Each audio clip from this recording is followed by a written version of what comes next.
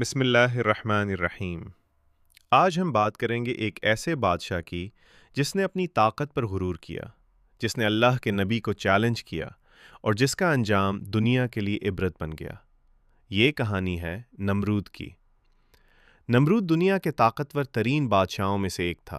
वो बाबुल का बादशाह था, एक ऐसी सल्तनत का हुक्मरान जिसके पास ताकत भी थी, फौज भी, दौलत भी और इख्तियार भी। लोग उससे डरते थे, उसके हुक्म के बगैर कोई सांस भी नहीं ले सकता था।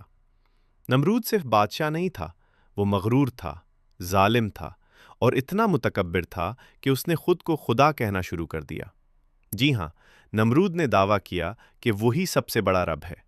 वो लोगों से कहता था, तुम्हारी जिंदगी और मौत मेरे हाथ में है, मैं जिसे चाहूं जिंदा रखूं और जिसे चाहूं मार दूं। लोग खौफ से उसके सामने झुक जाते। कुछ मजबूर थे, कुछ कमजोर और कुछ दुनिया के लालच में उसकी इबादत करने लगे। लेकिन जब जमीन पर जुल्म बढ़ता है तो अल्लाह अपने नबी भेजता है, और नमरूद के ज़माने में अल्लाह ने भेजा अपने अजीम नबी हज़रत इब्राहीम अलैहिस्सलाम को। हज़रत इब्राहीम अलैहिस्सलाम बचपन ही से सच के मुतलाशी थे। वो देखते कि लोग बुतों को पूज रहे हैं, पत्थर के मुजस्समों के सामने झुक रहे हैं और उन्हीं से मांग रहे हैं जो खुद कुछ नहीं कर सकते।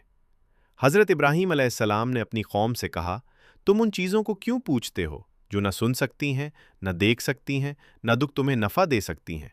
इबादत सिर्फ एक अल्लाह की करो जिसने आसमान और ज़मीन को पैदा किया। ये बात नमरूद को पसंद ना आई, क्योंकि अगर लोग एक अल्लाह को मान लेते तो नमरूद की खुदाई ख़त्म हो जाती।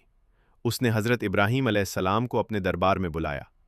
नमरूद अपने तख्त पर बैठा था, चारों तरफ वज़ीर, सिपाही, शान व शौकत, और सामने अल्लाह के नबी हज़रत इब्राहीम अलैहिस्सलाम। नमरूद ने गुरूर से पूछा, तुम्हारा रब कौन है? हज़रत इब्राहीम अलैहिस्सलाम ने सुकून से जवाब दिया, मेरा रब वो है जो ज़िंदगी देता है और मौत देता है। नमरूद हंसा और अपनी ताकत दिखाने के लिए दो कैदी बुलाए। उसने एक को कत्ल कर दिया और दूसरे को छोड़ दिया। फिर कहने लगा, देखो, मैं भी ज़िंदगी देता हूँ और मौत देता हूँ। लेकिन हज़रत इब्राहीम अलैहिस्सलाम ने फ़ौरन जवाब दिया, अल्लाह सूरज को मशरिक़ से निकालता है, अगर तुम खुदा हो तो उसे मगरिब से निकाल दो। ये सुनकर नमरूद खामोश हो गया। कुरान कहता है, फ़बुहितल्लज़ी कफ़र, पस काफिर मबहूत रह गया। नमरूद के पास कोई जवाब न था। उसकी सारी ताकत, सारा गुरूर, सारी खुदाई एक सवाल के सामने ख़त्म हो गई। लेकिन गुरूर इंसान को सच कबूल नहीं करने देता। नमरूद ने हज़रत इब्राहीम अलैहिस्सलाम को सज़ा देने का फ़ैसला किया। उसने हुक्म दिया कि एक बहुत बड़ी आग जलाई जाए, इतनी बड़ी आग कि लोग दूर दूर से लकड़ियां लाते रहे। दिनों तक आग जलती रही, शोले आसमान को छूने लगे। फिर नमरूद ने हुक्म दिया, इब्राहीम को इस आग में फेंक दो। आग इतनी शदीद थी कि कोई करीब भी नहीं जा सकता था।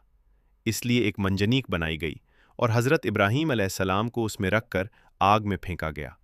सोचे, एक तरफ दुनिया की सबसे बड़ी आग और दूसरी तरफ अल्लाह का एक बंदा। मगर जब ईमान सच्चा हो तो आग भी कुछ नहीं बिगाड़ सकती। अल्लाह ने हुक्म दिया, या नार कूनी बरदम व सलामन अला इब्राहीम, ए आग, इब्राहीम पर ठंडी और सलामती वाली हो जा। और वो आग जो सब कुछ जला रही थी, हज़रत इब्राहीम अलैहिस्सलाम के लिए ठंडी हो गई। न उनका जिस्म जला, न कपड़े, न बाल। लोग हैरान रह गए। नमरूद ने अपनी आंखों से देखा कि जिसे वो जलाना चाहता था उसे अल्लाह ने बचा लिया। ये नमरूद की पहली शिकस्त थी, लेकिन उसने फिर भी तौबा न की। गुरूर उसका